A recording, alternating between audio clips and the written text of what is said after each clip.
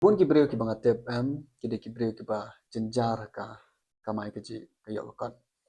bat kata ka jing duna jing kamai ke jong ki ka jing na pisa ka wan ra shibon ka problem ka jing em ka jong ki kadang kali ko ki jing ok tin parang your identity will produce your activity kamu ladang i keleng saudong jong ki kibreu ki badok mi ki pak jing ki badok ki bahing basam ki dok kamut most likely uta ubreu bayu iru un em ka jing em ka badok unamdan ka jing kerman ba ka jing em ka jangaru kalaban kala te na ka banta ki tu kibreu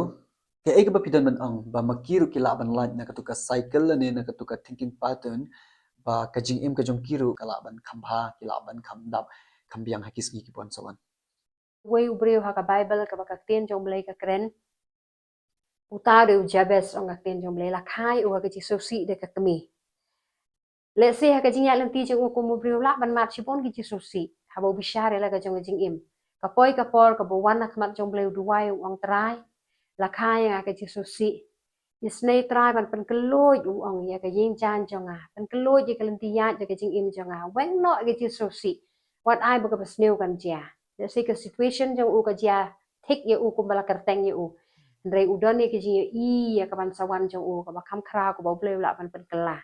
ka bible ka besmo tanat ke thu yang ni bo blei u ai ya ka ai ka bo pan u pen kala kompong shisha ka situation jong jabes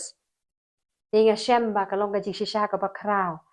ba ai ba la dangi ju perkhat ba ngan duk sa kumne ngan shitom sa ngan jenjar sa ngin weng na ka ba kong ka ji perkhat ngin perkhat ba kat ne ngalong ndrei kan sawan ka ji pen kala khong pong ye ka ji im janga ngaduk mentang ngan salong baru spa ngajenjar mentang ka jing sok kan sawan dikata ka dai ka ai ka ba ngin pen kelai ka kom yo i syapang ya la de ngin pen kelai ka kom perkhat ya ka identity jengi ka reality ka la ban long ba phidop ndrei ai ba pin perkhat bala shai pin serius pa